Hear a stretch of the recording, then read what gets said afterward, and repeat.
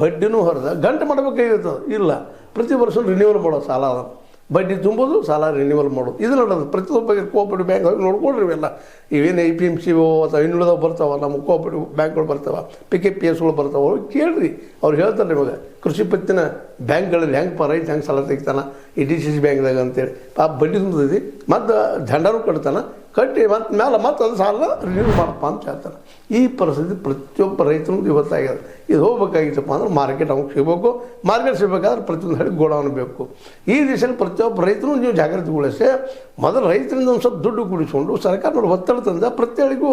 godown ಕಟ್ಟಿಸ್ಕೊಂಡು ಅವ್ರು ಬೆಳೆ ಉಳಿಸ್ಕೊಂಡ್ರೆ ನೀವು ಹಳ್ಳಿನ ಮಾರ್ಕೆಟ್ ಮಾಡಿರಿ ಅನ್ನೋದು ನಮ್ಮದು ಒಂದು ಅಭಿಪ್ರಾಯ ಇದು ಸಾಧ್ಯ ಅದ ಮತ್ತು ಸರ್ಕಾರಗಳು ಮಾಡೋದೇ ಇಲ್ಲ ಇದನ್ನು ಹಳ್ಳಿಗೆ ಒಂದಂತ ಇಟ್ಟು ಗೋಡೌನ್ ಎಂದೂ ಕಟ್ಟಿಸೋದಿಲ್ಲ ಅವ್ರು ಯಾಕಂತಂದ್ರೆ ಅದೆಲ್ಲ ಮಾಡಿದರೆ ಇಲ್ಲಿ ವ್ಯಾಪಾರಿಗಳು ಪಾರ್ಟಿ ಫಂಡ್ ಕೊಡೋದಿಲ್ಲ ಪಾರ್ಟಿ ಫಂಡ್ ಮೇಲೆ ಅವ್ರು ಪಾರ್ಟಿ ನಡೀತಾವೆ ಮತ್ತೊಂದಾಗಿ ಅವ್ರು ಯಾಕೆ ಮಾಡ್ತಾರೆ ಅದನ್ನು ಕಾರ್ಪೊರೇಟ್ಗಳು ಸಿಕ್ಕಾಪಟ್ಟೆ ದುಡ್ಡು ಕೊಡ್ತಾರೆ ಅವ್ರಿಗೆ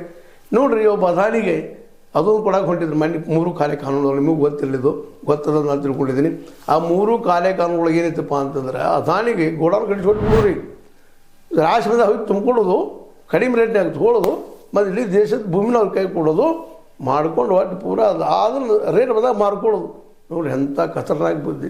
ಇದು ನಮ್ಮ ರೈತರು ತಿಳ್ಕೊಂಡು ನಮ್ಮ ಪ್ರತಿ ಹಳ್ಳಿಗೆ ಗೌಡವನ್ನು ಯಾಕೆ ಮಾಡಿ ಕೊಡೋದಿಲ್ಲಪ್ಪ ಅದು ಸರ್ಕಾರಕ್ಕೆ ಬೆನ್ನು ಹತ್ತಿರಿ ಅದೇ ಕಾಲಕ್ಕೆ ನಮ್ಮ ಸ್ಟೇಟ್ ಬ್ಯಾಂಕ್ಗಳಿಗೆ ಬೆನ್ನು ಹತ್ತಿರಿ ನಮ್ಮ ಗೋಡೌನ್ ಕೊಡಪ್ಪ ಸಾಲ ಅಂತ ಹೇಳ್ರಿ ಕಡಿಮೆ ರೇಟ್ ಇಂಟ್ರೆಸ್ಟ್ ತೊಗೊಳ್ಳಿ ನಬಾರ್ಡ್ ಅದ DCC ಬ್ಯಾಂಕ್ಗಳಿದ್ದಾವೆ ರೈತರ ಬೆನ್ನು ಹತ್ತಬೇಕು ಇದಕ್ಕೆ